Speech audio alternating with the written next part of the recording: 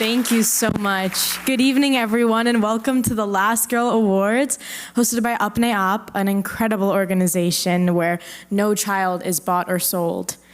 I'm Sway Bhatia, as she mentioned, your Master of Ceremonies for this momentous occasion, and I could not be more honored to be in front of you tonight. Now, you may know me from the stage, from my music, or your TV screen, but tonight, I'm here for something incredible and very close to my heart, which is the fight against sex trafficking. Now, when I read I Kick and I Fly by the incredible Ruchira Gupta, who's with us here tonight, please give her a round of applause. I was truly deeply inspired. I mean, the story of Hira, a 14-year-old girl who, grew up in Forbesganj, India, who resists being sold into a sex trade. I mean, it really struck a chord with me, and the way she uses kung fu to fight against people. I mean, it's truly one of the most inspiring stories I've ever read. And as a 15-year-old woman, soon to be 16, the mission of Apne Aap resonates with me at a core level. And it reminds us that the injustices of sex trafficking are not confined to any age group, any nationality, or any community. So they are all issues that impact us all, and we have the power to bring change.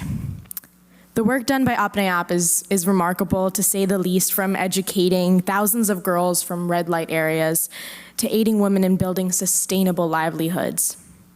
They're making incredible strides. So the organization has this amazing 10-asset model, which includes empowering girls and women to build self-confidence. And I Kick and I Fly embodies this principle as Hira learns the power of her own body through the practice of kung fu. Tonight is not just any other award ceremony. It's a celebration of resistance, resilience, reclamation of our bodies and our lives. And the theme of this evening, I Kick and I Fly, the power of the body, I think it really encapsulates the essence of what we're all working towards, which is empowerment and liberation. So stay tuned, because we're about to announce our honorees and bring them up on stage, so you'll get to hear firsthand about their incredible journeys, what they've overcome, and what they're doing to make this world a better place for girls and women. So thank you for being part of this incredible and transformative night. Together, let's kick and fly towards a better place for girls and women and a future free from sex trafficking. So before we go on, let's watch this compelling video showcasing the impact Apne Aap has had, girl by girl, in combating sex trafficking and uplifting communities in India.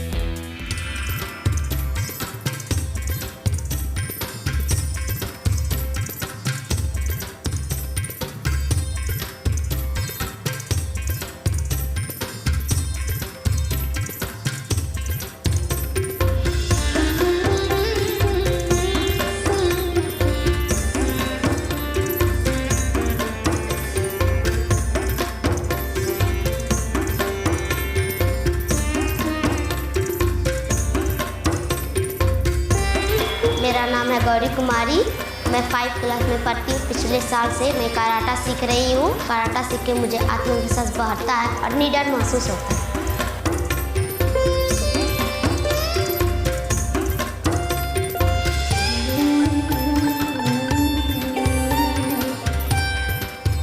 मेरा नाम है रिया कुमारी। पहले हम school जाते थे तो अकेले डर लगता था। अब 2 साल से कराटे सीख रही हूँ तो निडर महसूस होता है। अब हम अकेले बाजार से सामान ले आते हैं।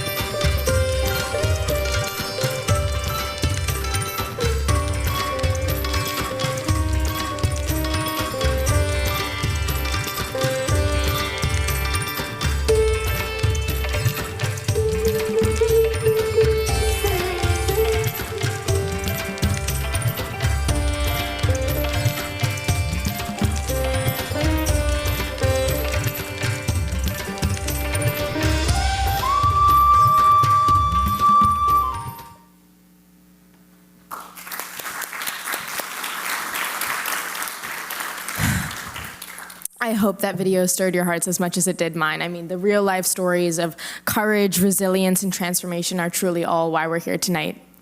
So now it is my profound honor to introduce someone whose life and work personify those very ideals.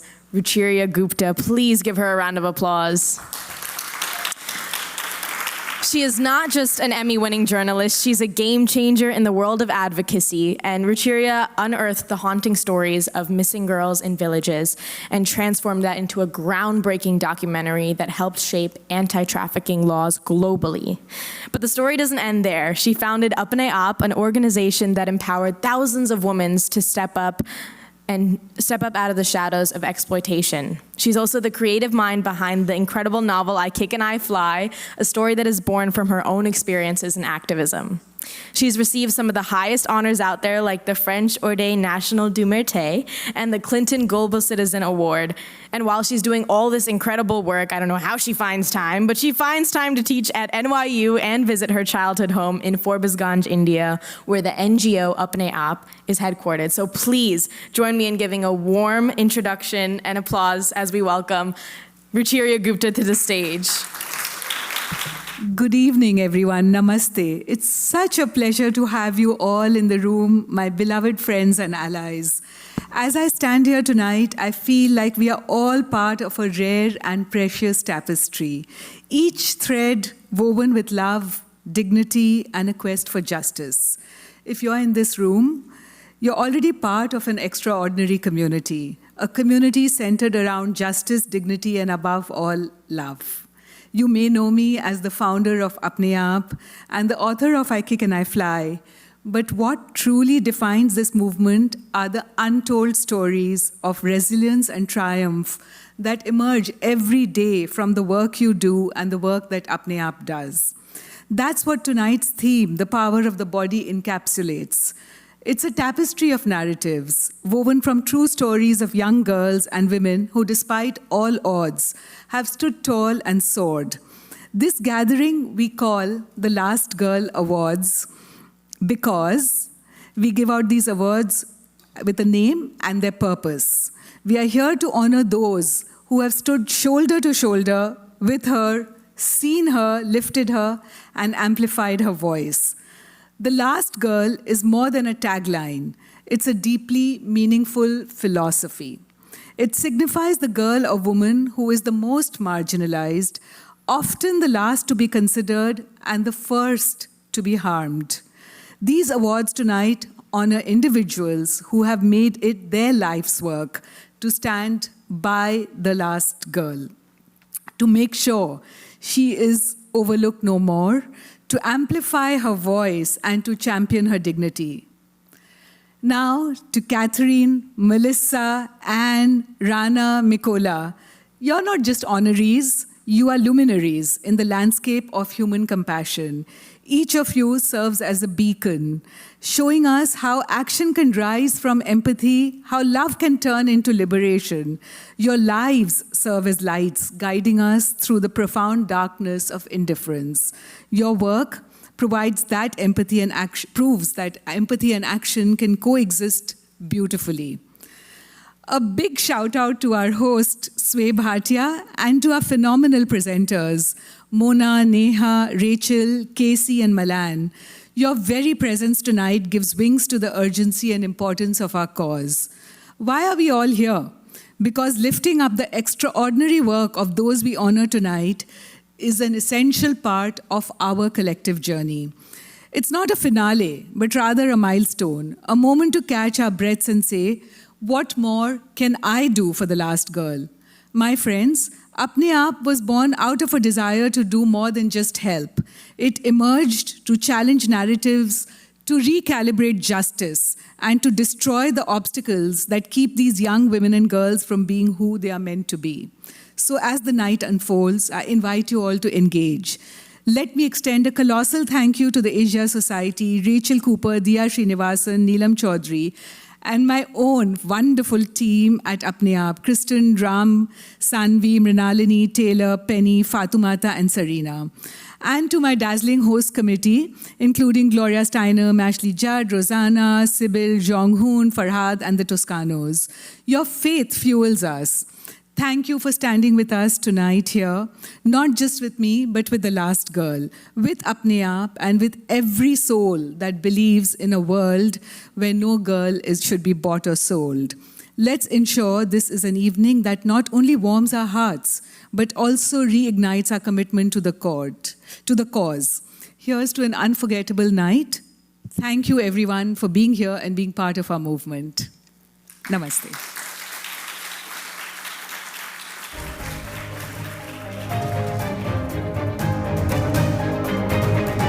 What an inspiring speech. Please give another round of applause for Ruchira. Okay, let's keep this momentum going as we recognize those who have made extraordinary contributions to the mission that Ruchira has so passionately articulated. So now let's pivot this inspiration to action. Let's shine the spotlight on some remarkable individuals who truly embody the spirit of I Kick and I Fly and Apne Aap's unyielding mission to build a world where no child is bought or sold. Tonight's theme, I Kick and I Fly, the Power of the Body, is a celebration of our boundless human potential to enact change, much like the fearless characters in the transformative novel, I Kick and I Fly. So are we ready to meet some real-life heroes? Let's shift the spotlight to some incredible real-life change makers. Each presenter and honoree here tonight seems to amplify the urgency and the beauty of the work we all are here to celebrate. It's hard to believe it can get any more impressive, but it does. Our next presenter is a strong advocate in the global fight for gender equality. Meet S. Mona Sinha, the Global Executive Director of Equality Now. For 25 years, Mona has used her business acumen to build, guide, and uplift organizations to create a gender-equal world. Please give her a round of applause. The last Girl Changemaker Award, Catherine Wilson, the founder of Stop Trafficking US, broke free from her own shackles of sexual abuse and has since devoted her life to unshackling others. Her tireless advocacy was instrumental in the passage of a groundbreaking law in Maine law that decriminalizes the victims, targets the perpetrators, and offers a new beginning to survivors. Rachel, not Rachel, Mona, the stage is yours to introduce the living testament in resilience and transformation. Thank you, everyone. It's such an honor to be here today with all of you. I was lucky enough to be one of the inaugural recipients of the Last Girl Award. Ruchira and I have known each other as middle schoolers growing up in Calcutta, India, and it's been a true honor to be part of Apne Aap, lead the board for many years, and now lead Equality Now, where we continue the work to end child sex trafficking around the world, inspired by the work of many of our partners, such as Apne Aap. This award is more than just a statue. It's a meaningful award because it reminds us of why we are here. It evokes a call to action to encourage us to continue this fight, because sadly, it's not going to end anytime soon unless we all galvanize everything we have to make sure that no child is ever bought or sold. On to Catherine Ann Wilson. Catherine, it is my honor to present you with this award, and I welcome you on stage to receive it. Catherine is the founder and executive director of Stop Trafficking US. She embodies the spirit of the award because she herself has spent a decade fighting for survivors from the experience that she sadly had to face herself. What sets her apart is her lived experience, that she brings knowledge firsthand from the point of view of a survivor, and she educates first responders as well as provides hope to women who find themselves in these situations. Her courage and fortitude are really remarkable and is a solution to survivors of Maine. Apne Aap proudly salutes you, Catherine, and I'm so honored to present you with the Last Girl Award.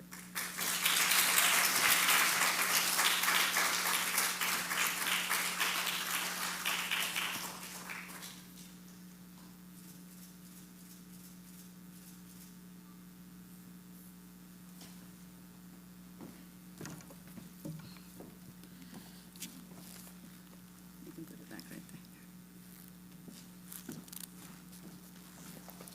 Hi. I am deeply honored to be here. Thank you. I stand as a beacon of hope for too many children who've been abused, beaten, raped, abandoned, and sold by the very souls that were entrusted to care for them. Although I have seen and physically endured the worst, very worst of humanity, I believe in the good of the majority of our global tribe of human beings. In 2014, I was in my late 40s, volunteering at a local jail for children. All the girls in my girls group had been sexually exploited, and I wondered how this could still be happening some 35 years later. I wondered what was missing in our communities that would allow this to happen. It must be some sort of profound ignorance. What could be done? Effective mass education. I think there's 1.7 million people in the state of Maine, and somehow I was going to get in front of all of them and educate them. I made up that if we weren't all united in the care and protection of children, the elderly, animals, and our planet, then there needs to be a proper wake-up call. I had not fully realized that my experience could make a considerable difference until I was working in the jail volunteering. That impact that I had on those girls made me realize that I could do something, I could help. So I began my journey to educate as many people as possible. I would bring a bridge of proper education to my community. I would learn what groups needed to be educated, first, second, third. Who are the highest and best trainers in the country that I could bring to educate these folks? How much do they cost? I would fundraise those funds. I'd pay for the education in full.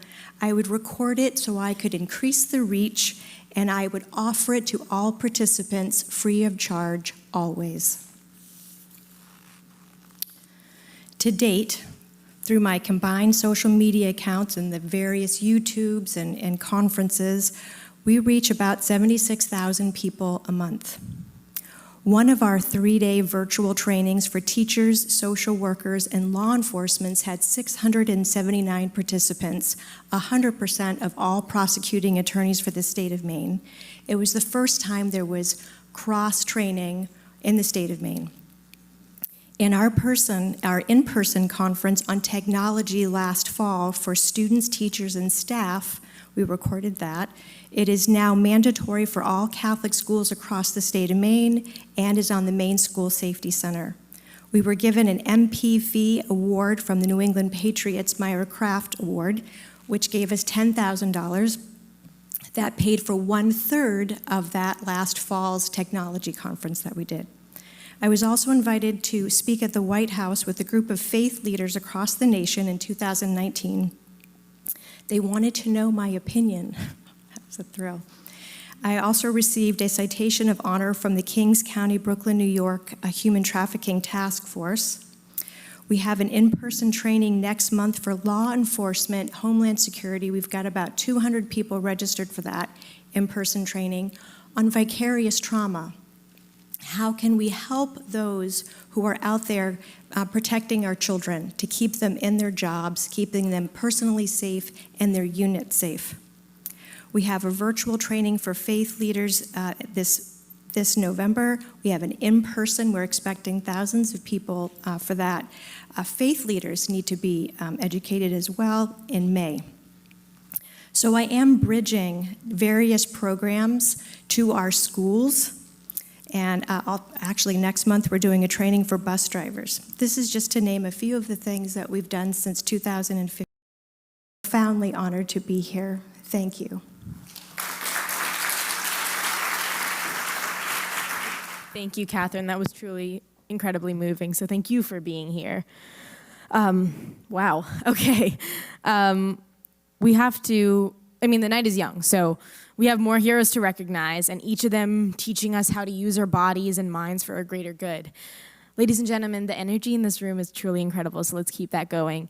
And our next presenter is someone who knows all about using the power of media for social change. So please help me in welcoming Casey Jennings, a veteran journalist and an advocate for girls' education. She's the founder of Girl Rising and has made it her mission to uplift girls worldwide through education. Please give her a round of applause.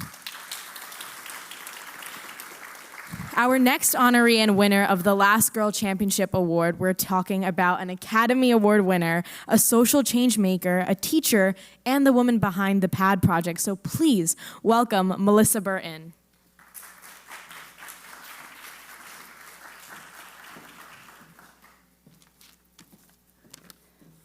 Good evening.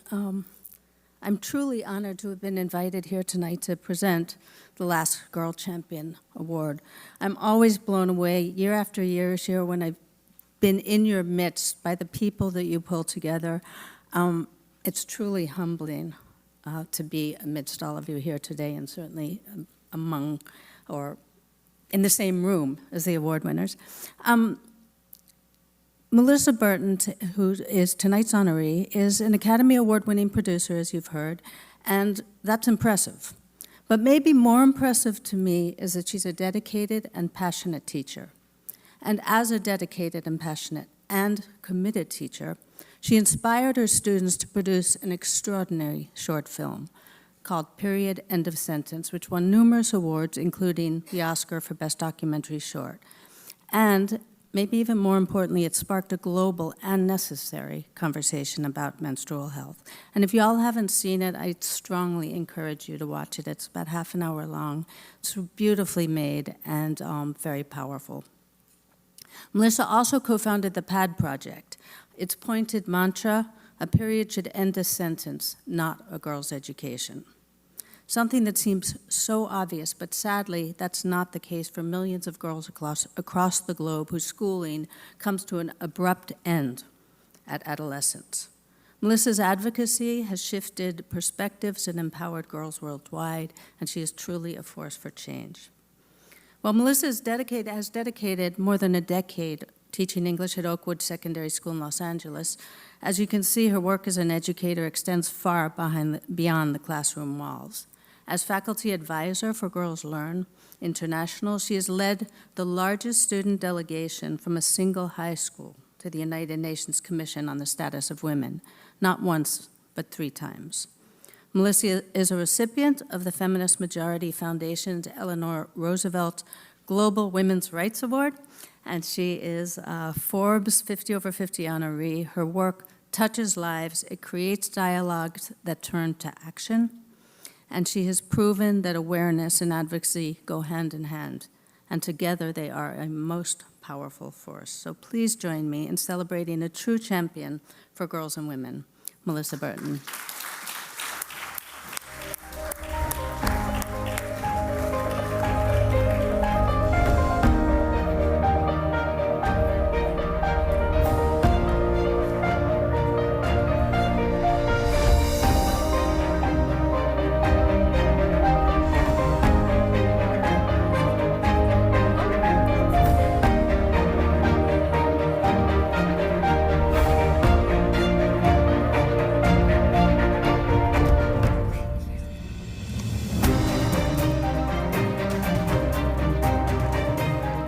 I didn't know this was going to be here. This is okay. Wow, thank you for that beautiful introduction. I am so honored and overwhelmed to be here. Ruchira is a hero of mine, as she is for so many, and so many of you who I'm meeting for the first time but have admired from afar, making the last girl the first girl are my heroes. So really, it's humbling and an honor to be here. I think the last girl is going to outshine the Oscar. That's what I think. And if you saw as those pictures were passing by, the students were up with me on that Oscar stage, and they really inspire me. And I am a teacher, so forgive me, because we'll do a little teaching tonight. I'm an English teacher, so I like words. And I think that a word that whose meaning is experienced by half the population, is a word that not many of us know the definition of. And that word, including me, by the way, before I started this work, and that work is menarche. It's spelled M-E-N-A-R-C-H-E, menarche. And it means simply the onset of menstruation. And the onset of menstruation is occurring earlier and earlier for girls all over the world, girls as old as 9 years old. And so I just want to say, here's what menarche does. Now we all know what menarche means. We're good with that. But here's what menarche does not mean. Menarche does not mean I am available to be sex trafficked. It does not mean I am ready to be married or sold off into marriage by somebody who may be much older than I am. It does not mean I am ready to bear a child myself. It really does not mean I want to give up my dreams and my education and everything that I can stand up to do. What menarche does mean, I think, is that, and it kind of sounds like menarche, I was thinking today, sounds like monarch, the butterfly. And like butterflies, I think that what menarche can mean and should mean is, yes, I can give life, but that my life is valuable, and that as Ruchira is teaching all of us through her beautiful book, as I grow and as I transform, I am strong, I am beautiful, like the butterfly, I can kick and I can fly. It's such a pleasure and honor to be here, and thank you for having me. Thank you, Melissa, for your words of wisdom. That is really incredible. Now we're gonna actually introduce Rachel Foster, our third Last Girl Changemaker Award presenter, has fought against social injustices for over 35 years, and she's co-founded World Without Exploitation and is involved in social impact real estate development, providing shelters for survivors for abuse and homelessness. Rachel steps up tonight to introduce our third honoree, whose courage is awe-inspiring. Not Catherine Wilson. Okay. Ream, a visionary who understands the transformational power of storytelling. She is the founder of the Voices and Faces project with the mission to make the unseen seen and the unheard heard.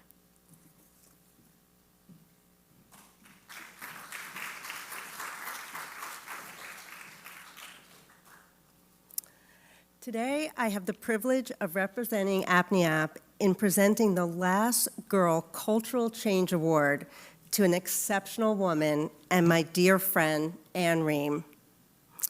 Ream is a co-founder of World Without Exploitation. It's her brilliance and creativity that helped us to launch this 200-member organization effort to combat commercial sexual exploitation. Anne is creative, she's compassionate, fierce, and innovative. She thinks critically and always lifts others up and forges deep connections. Wherever she goes, she creates community. And those communities are filled with music, laughter, literature, and always deep conversation. Anne has spent almost 3 decades creating spaces where survivors of gender-based violence can be heard and honored. She is a pioneer, creating first-of-its-kind organizations and programs with tremendous life-changing impact. Her groundbreaking book, Live Through This, and the transformative initiative, the Voices and Faces Project, are testaments to her dedication. Anne has taken the act of listening and supporting others in telling their own stories and elevated into a form of radical advocacy. Her work reverberates in the halls of social justice and social change, inspiring and affecting all of us who strive for a better, more just world. And your guiding belief in an injustice that goes unseen is an injustice that goes unchallenged, is a credo we can all live by. On behalf of Apne Aap, we're proud to recognize your tireless efforts, your commitment, and your contribution to social justice movements. Please join me in honoring the phenomenal Anne Ream with the Last Girl Cultural Change Award. We're part of a movement to create lasting political change. And we're going to help people think about how they use their story to do that. What aspect of my story do I want to tell? How do I tell it? How do you get them to not just feel but act? All of the work we do in the writing workshop is about balancing truth and hope. People are not doing this because it's healing. They're doing it because it's necessary. Because there's a world that does not understand these issues that the writers coming through our program have lived through.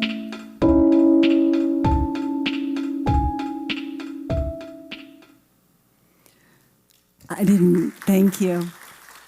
And thank you, Rachel. It's so beautiful when someone you dearly love introduces you with so much love. So thank you. I wanted to start by acknowledging my fellow honorees because, we talk a lot at the Voices and Bases Project about change not being a solo, that it's a chorus. And you are part of a chorus of beautiful voices, and knowing that you're out there in the world doing what you're doing, it's not only humbling. As I was reading and learning about you, it makes me hopeful. And I'm grateful for that, so thank you. We, the Voices and Faces Project, one of the reasons when Ruchira reached out to me about the Last Girl Award, that it was so moving for me, is that everything we do at the Voices and Faces Project really is about the last person. The person the world wants to disappear, the person the world doesn't want to hear from, the person who has an extraordinary and powerful story that we need to encounter, and not just to feel it when we encounter, but be compelled to act.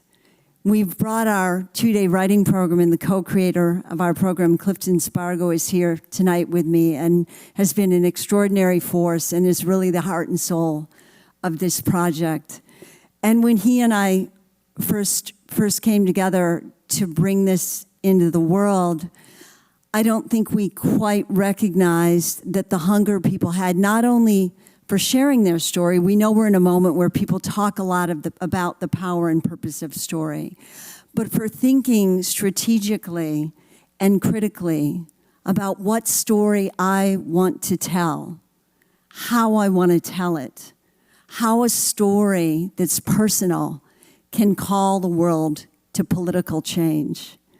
And I remember when we first began this program, having someone say to us, this must be incredibly healing for the writers who come through. And I thought about that for a long time.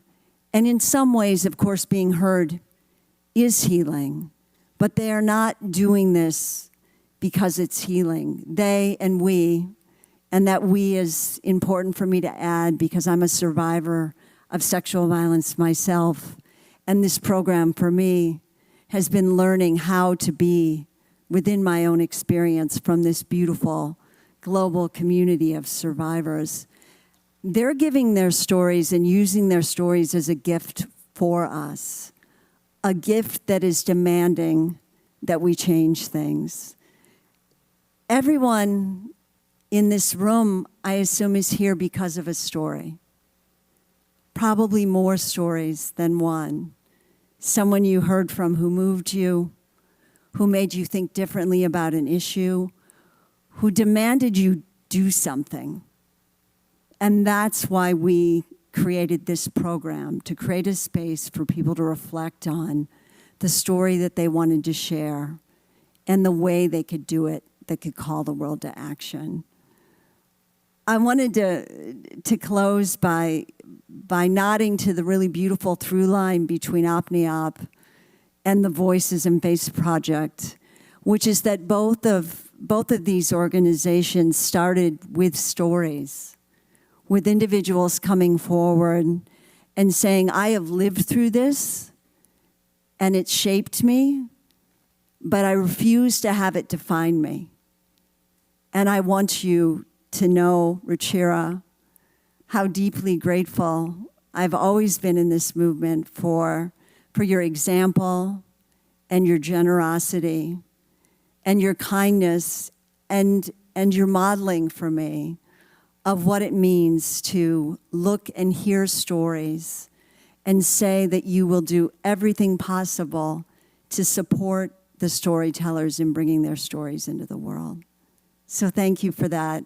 And thank you all. I'm very, very grateful for this award.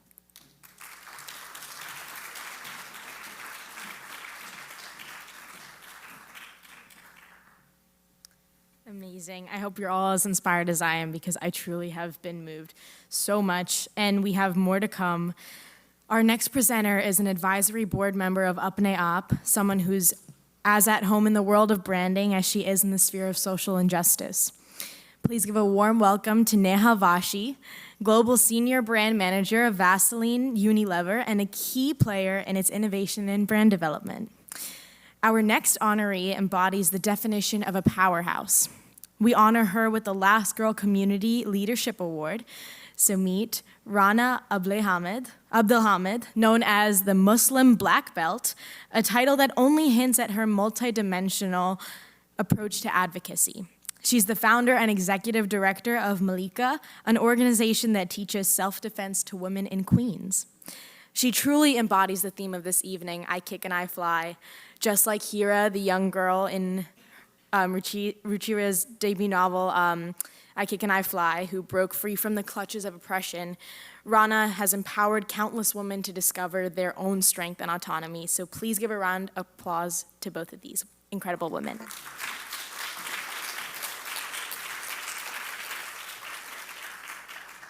Hi, everyone. I'm Neha Vashi, and it's my immense privilege to present the Last Girl Community Leadership Award on behalf of Apne Aap. I've known Ruchira for many years now, and every year she inspires me and my husband Neil to do more, help more, learn more, educate ourselves. Saving young girls is more important than anything else, and as a mom of 2 young kids, I cannot imagine how and why this is still happening. So we need people like Ruchira and to be there for all our children so they can have a safe, a kind, and a healthy future. Apne Aap is an organization deeply committed to empowering the last girl. We understand the value of grassroots activism and extraordinary impact of community leaders. Today, we celebrate an exceptional leader, Rana Abdelhamid, founder and executive director of Malikah. Rana's work resonates deeply with Apne Aap's core values and mission. Malikah is a groundbreaking grassroots initiative that promotes safety and power for women through self-defense, healing justice, and community organizing. It's an echo of what Apne Aap has been doing in the red light areas in India, where we have trained girls in karate and kung fu as means of self-empowerment. This brings to mind our founder, Ruchira Gupta's book, I Kick and I Fly, which explores similar themes of bodily autonomy and empowerment. Tonight's theme, the power of the body, encapsulates this shared vision, and we see it manifest in Rana's work, particularly in her self-defense initiatives among women in Queens. The body, as both Rana and Apne Aap show, is not merely a physical entity, but a symbol of resistance, autonomy, and identity. You are transforming the world, making it a safer, more equitable place, one woman and one community at a time. Therefore, it is with great honor and admiration that we present you Rana Abdelhamid with this year's Last Girl Community Leadership Award. Congratulations.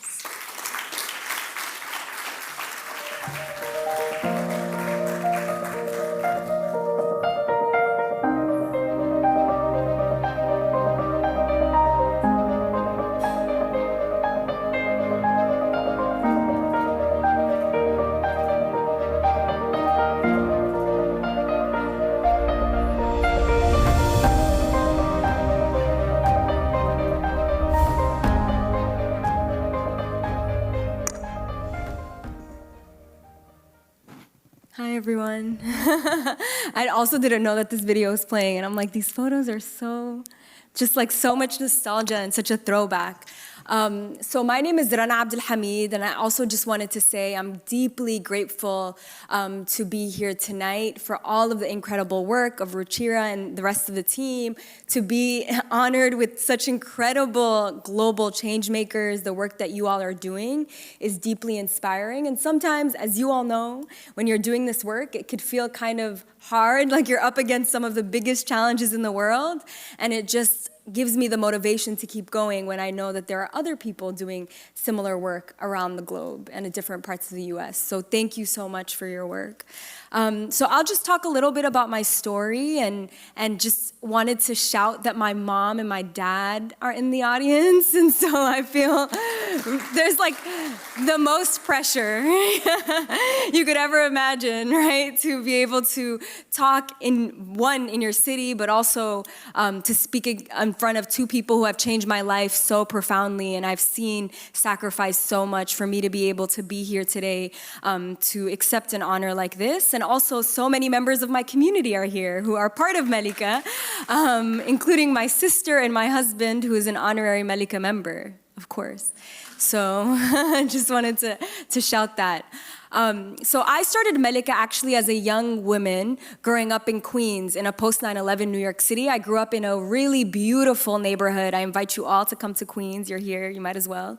That is nicknamed Little Egypt. It is a working class community. It is an immigrant community. I think that's important to say, especially in this moment in New York, where we're seeing a rising number of asylum seekers coming to New York City, and the response that we're seeing as well that's quite negative. And I grew up in a community that was deeply loving, and that made me feel proud to be a young Muslim woman of color, to be a child of working class immigrants.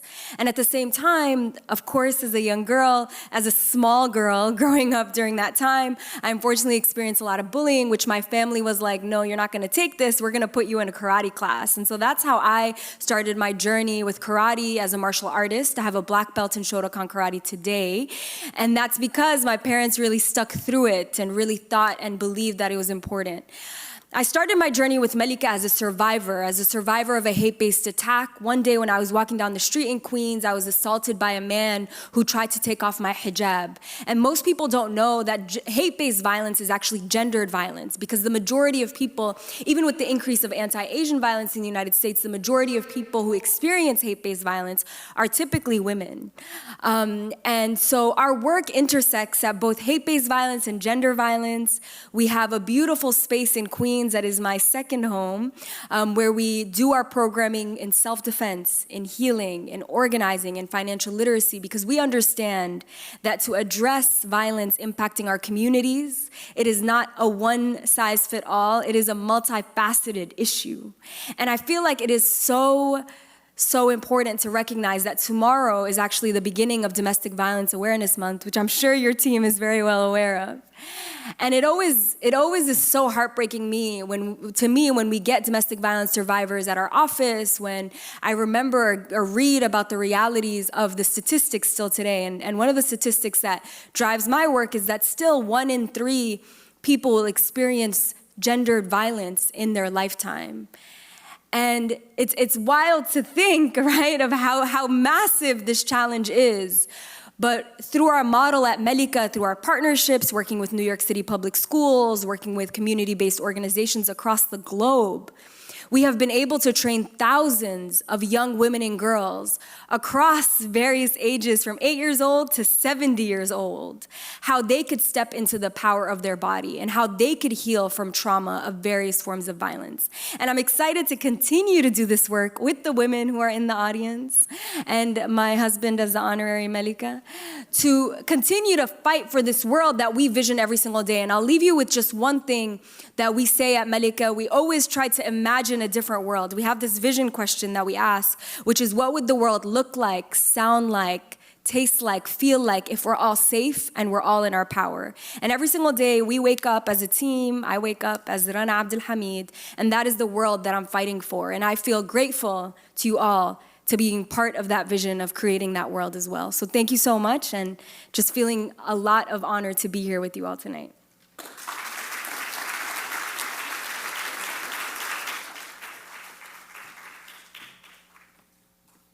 Thank you. Such inspiring stories. Our final presenter tonight couldn't be here in person because she's out in the field embodying the very essence of tonight's theme.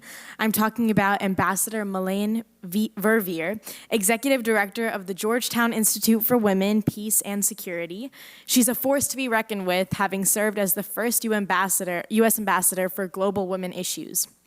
She's also served as a special representative on gender issues for the OSCE chairperson in office, chair and co-CEO of Vital Voices Global Partnership, and assistant to the president and chief of staff for the First Lady in the Clinton administration. Wow, that is a lot of stuff. She is presenting the Last Girl Lifetime Leadership Award to Mykola Kuleba. He is a hero who risks everything to bring children and families to safety in Ukraine. His organization, Save Ukraine, embodies the spirit of rescuing, restoring, and rebuilding lives. Let's give Mykola the welcome he deserves. He's here all the way from Kyiv in the middle of doing vital, life-saving work, so please give him a warm round of applause. Добрий день!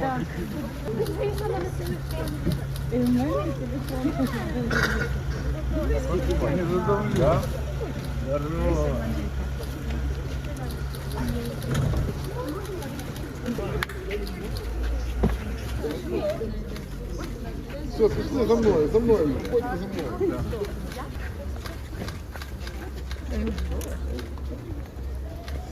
Дивися, хто в мене є.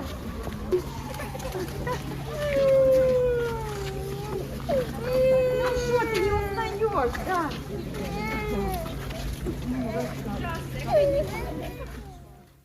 While we are waiting for the video to play, I'll just read what I feel about Mykola because I'm going to present the award to you on behalf of Milan.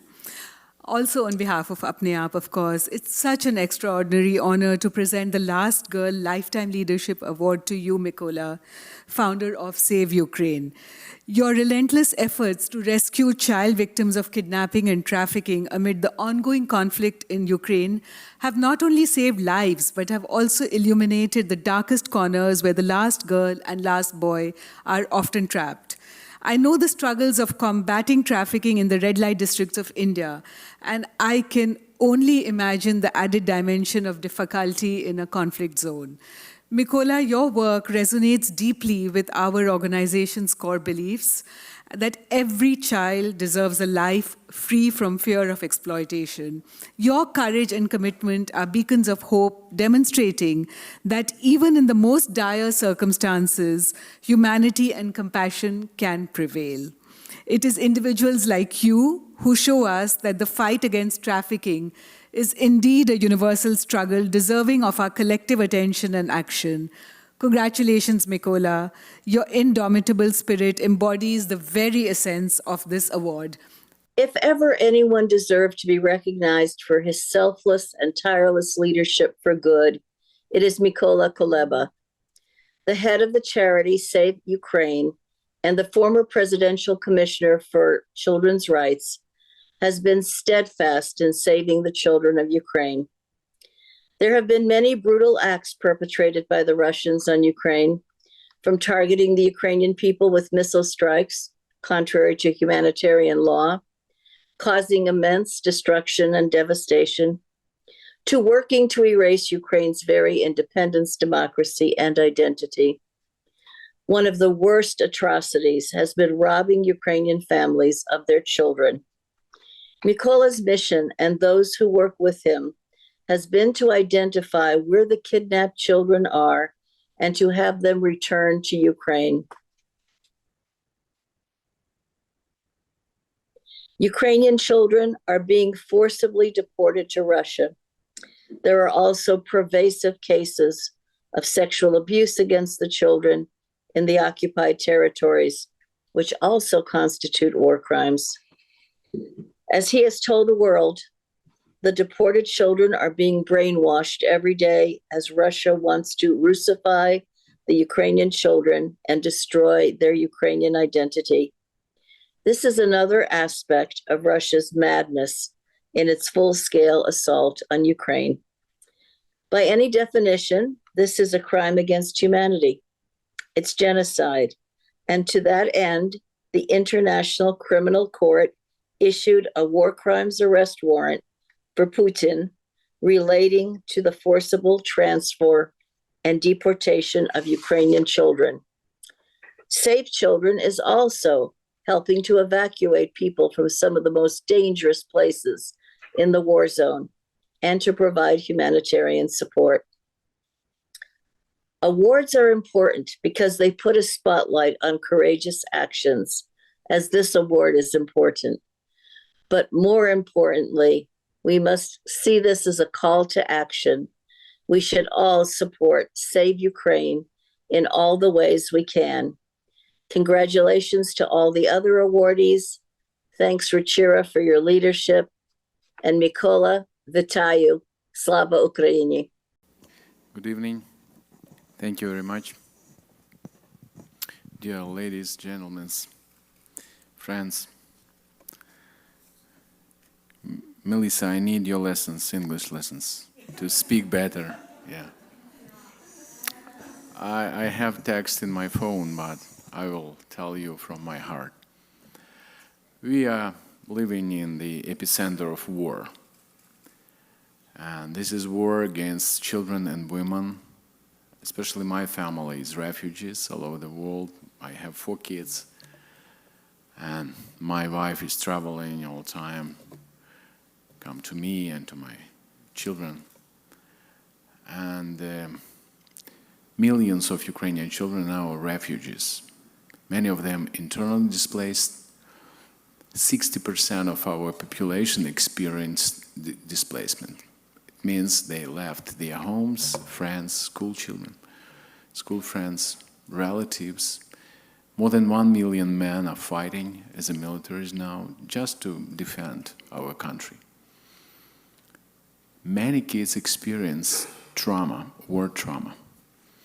Through the research of UNICEF, 75% children have some mental trauma through the war. Especially my kids, we are living in Kiev when shellings, they going downstairs to the basements, or to my bedroom, and they're really afraid of this. It is hard to imagine what they're experiencing, all kids. But my team now, because we are the biggest rescue network evacuating every day from combat zones, children, women, elderly people, but especially from occupied territories and from Russia who've been abducted. More than 1 million children live under the Russians now who've been kidnapped, abducted, who live on occupied territories or forcibly deported, with parents, without parents. Nobody knows how many unaccompanied children live there, how many in orphanages, how many lost their parents. For example, Mariupol, how many children being sexually abused, trafficked. It is a tragedy of my nation. I thank you. Thank you all, because I know many of you praying for us, helping us, standing with us. It is very encouraging when you're doing this. Just remember, don't hear politicians, hear your heart, because any child, your kids, needs a dignity, live in the with the dignity in this world, to be protected, just to dream about their future, not just to try to go to a basement. Thank you. All the honorees exemplify the courage and dedication that we're here to celebrate tonight. From conducting dangerous rescue missions to providing critical humanitarian aid to giving voices to the voiceless. Our honorees are nothing short of extraordinary, so please join me in acknowledging their invaluable contribution to our world as we transition into this evening's panel discussion with these extraordinary people moderated by the one and only Ruchira. So here we are, just having heard the most inspiring speeches that I, who travel all the time and meet activists and leaders and change makers, feel I haven't heard so much all together in one room in one evening. Thank you so much for who you are and what you do. I'm going to keep my questions very short, and because we have a song and a dance performance, I request all of you to also keep your answers very short so we can move with the evening. It's just taken longer, so that's why I'm trying to make the panel shorter than I'd planned. So my first question is to Catherine. Catherine, I met you first in Portland, Maine, and you and another survivor leader, Dee Searle, took me to a children's jail, I think. And there I saw the work you were doing with young girls who were arrested for no fault of their own on crimes of soliciting while the perpetrators were outside. And since then, Maine has gone and changed the law. And now it has decriminalized victims of sex trafficking and punishes traffickers and sex buyers. It's the first state in America to do so, and you come from that state. I know you also work on providing shelter and support to young girls as a survivor yourself. How did you, give me one story that you remember which had a pivotal impact on you, shifting you from being a survivor to becoming a leader? Gosh.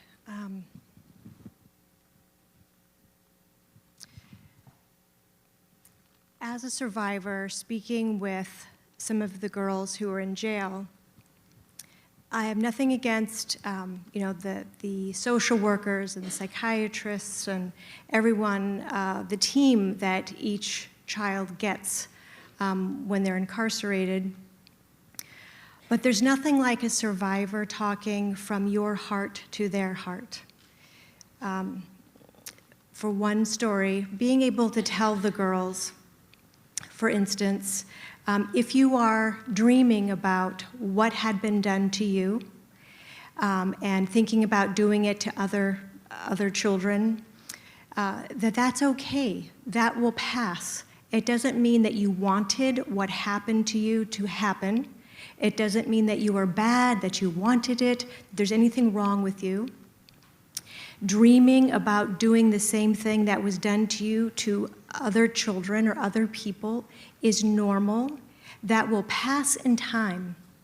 And this one girl said, I have been here since I was 12 years old. I have been in many therapy, and no one has ever told me this, the shame that I have lived with, the times that I have tried to kill myself over and over again, because I do have these dreams, and no one told me that it's okay, it's natural, and it will go away in time. So that is one single thing, and I have thousands of them. Thank you.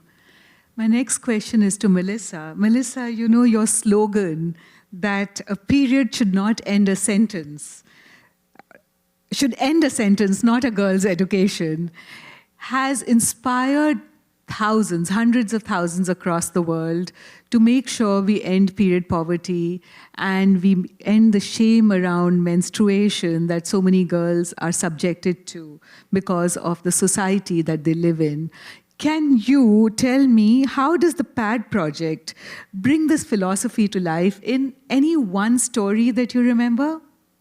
Sure, I'd be happy to. And I'm proud that the PAD project just reached the milestone where we've given distributed 1 million menstrual products around the world to people who need them, including very much so right here in the United States. And one thing is that many of our beneficiaries write to us about being sexually, they do sexual favors just for a pad or a tampon.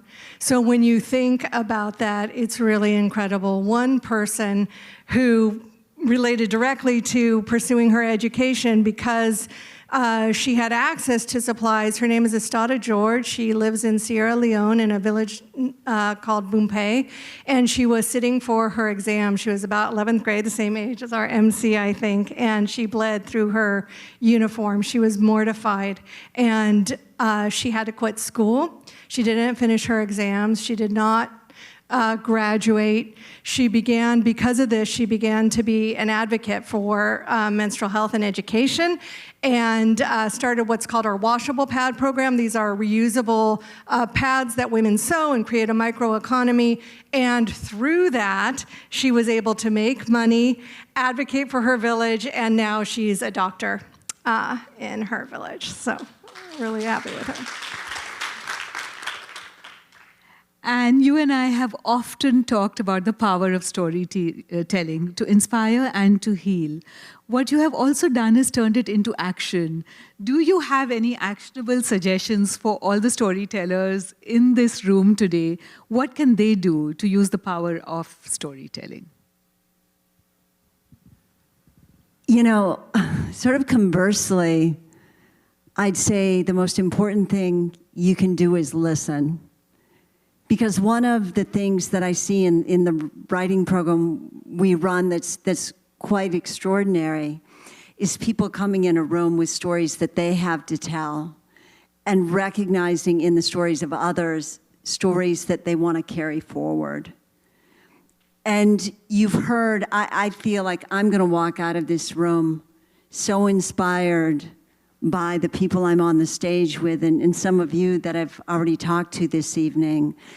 And stories really only have power when we carry them forward. And so we're storytellers, but I think we're also witnesses.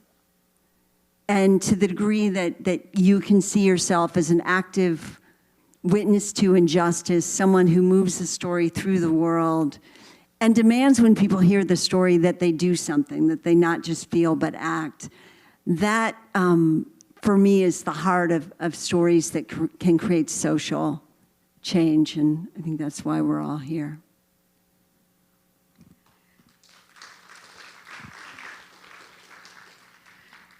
Rana, you spoke about learning karate as a young girl, and in a neighborhood where you were actually attacked yourself, and how the power of karate taught you that you had a self-worth defending. Can you talk about how martial arts really helped you become an activist? I love martial arts, so I love this question. I think in so many ways, when I had first started Malikah, I remember going out into my neighborhood and being like, I'm gonna teach self-defense. And unfortunately, some of my elders in the neighborhood were kind of like, nah, like, what are you even, like, there's like no way, this is weird, please keep a low profile, chill out. And I think that no, multiple times, when you see a challenge that you're hungry to try to create change around, really like cultivated my desire to keep going. And that is being an athlete, right? So much of athletics is, you know, knowing how to work on a team, knowing how to be competitive when you need to, knowing how to aspire even when things are hard, both physically and emotionally. And when you are an athlete, especially from a young age, I used to compete as well, you're taught so many of these skills that then are very transferable into movement space and into building an organization, that resilience. And so I feel like I am an organizer because I am an athlete and because I am a martial artist. And I highly encourage everybody to do martial arts because it is very inclusive of age and body type and background. That's very inspiring.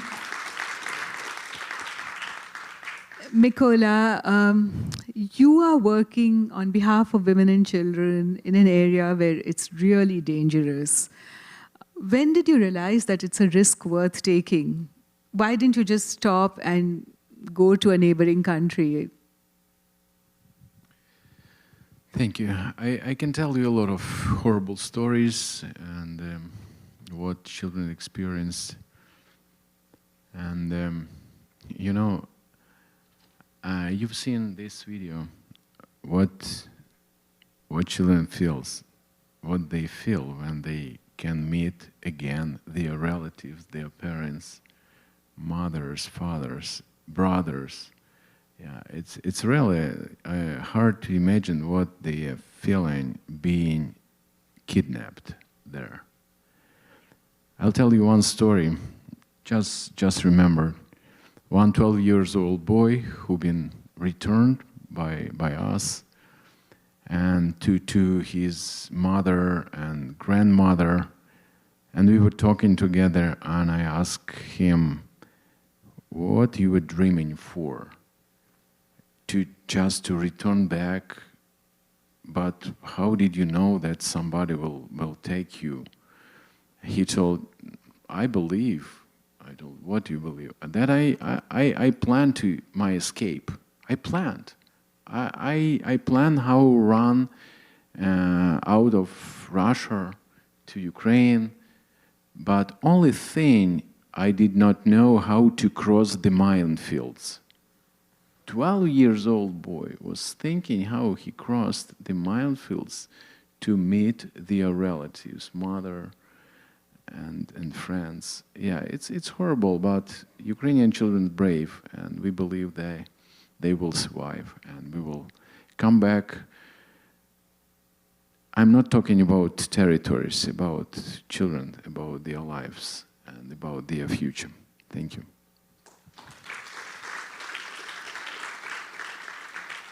So this is like a rapid fire thing. I just want each of you to say in one sentence how the community in this room and those who are watching online can help you in your mission. Catherine, you go first.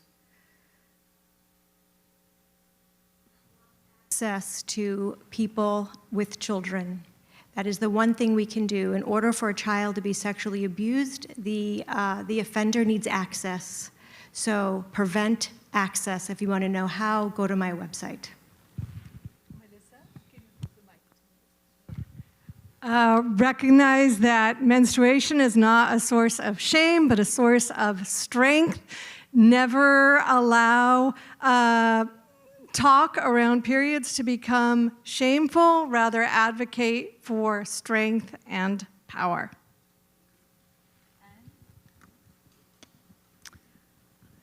See stories as one of our great underutilized resources. And if you know of an activist or a writer who you think has a story that could be policy or world-changing, we'd love to have them take part in a writing workshop. So voicesandfaces.org. Learn self-defense, but also change the systems that necessitate that we exist in a world that requires that we have to learn self-defense to begin with. Don't stand apart, but be with your kids, be with that kids who's suffering, and be children's voice for that kids who really need your support. Thank you.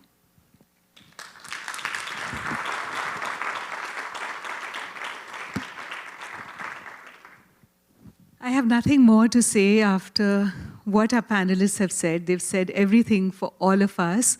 So a big round of applause to them as we move on to the next stage. Thank you so much. That was so amazing. And to think about how all of this comes together in the kind of integrity and wholeness of our bodies. I'm thinking about that in particular because we're about to see a dance performance, and dance really inhabits all of what we've been talking about. It's storytelling, it's power. The Kathak dance that you're going to see from Parul Shah tells a story. It's a history of unforgetting, and it has something specific, and yet it is really the theme of the night, the history of unforgetting. This particular piece draws inspiration from a 2,000-year-old tradition practiced by South Asian female temple artists and the dancers whose contributions are often forgotten or not recognized. But the power you will see in that body is very clear.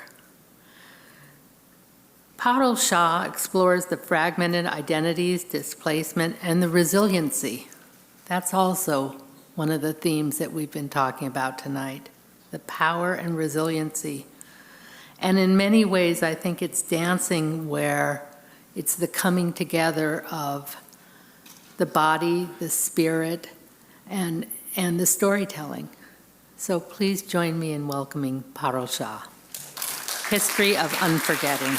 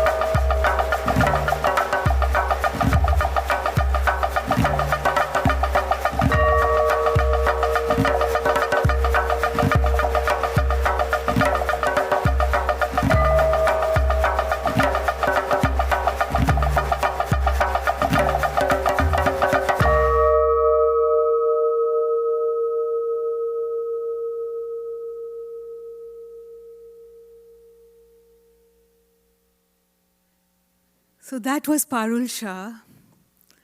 Her work embodies the patriarchy that we challenge. Let's keep the applause going for the uplifting and inspiring dance performance by Parul Shah.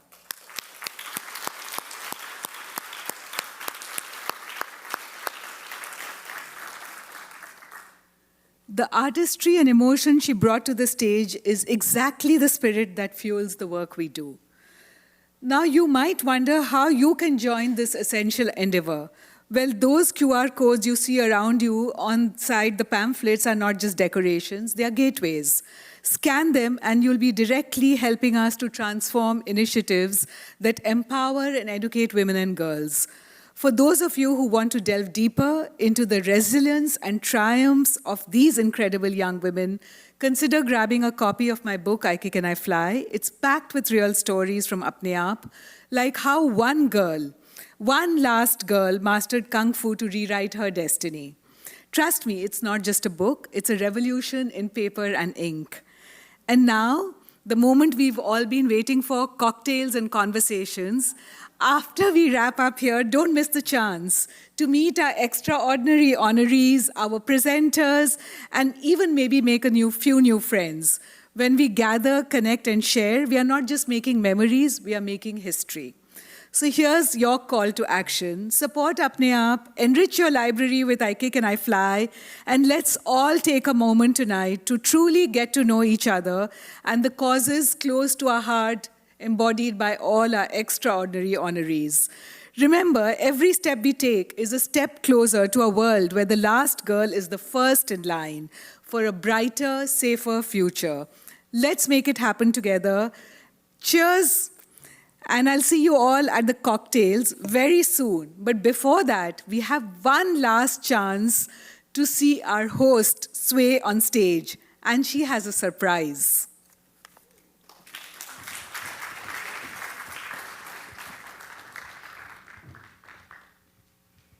Never heard or seen before. It's a song called I Kick and I Fly, written by yours truly. This is my first time performing this song live. We can cue the music while I talk because I have a long intro. Don't ask me why.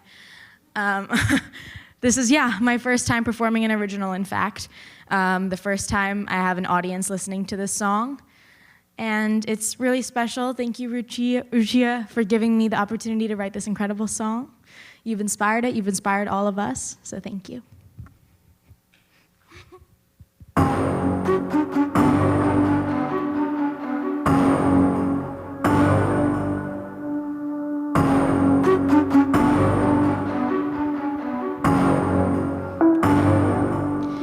I kick and I fly with Kung Fu by my side. I won't let them take me, I won't let them hide.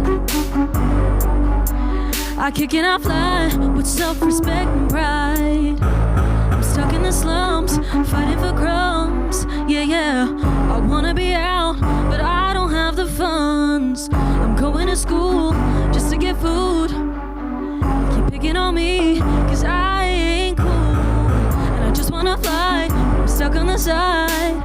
I don't wanna play, I'm just trying to hide. Just wanna be rescued, I'm through with abuse. I wish I was bruise-proof from everything I've been through. You push me down, I lift me up. I used to be so scared, but now I kick and I fly with Kung Fu by my side. I won't let them take me, I won't let them hide. I kick and I fly with self-respect and pride.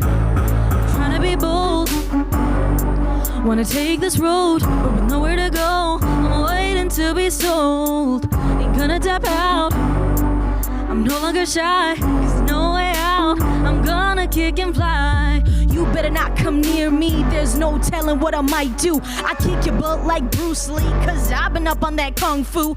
You can no longer abuse me, I hit him up with that 1-2. Keep it raw like sushi. You know when I come through, I kick it, I fly. With kung fu by my side, I won't let them take me, I won't let them hide. I kick and I fly. Now, if you know the words, sing along. With kung fu by my side, I won't let them take me, I won't let them hide. I kick and I fly with friends by my side. Thank you so much.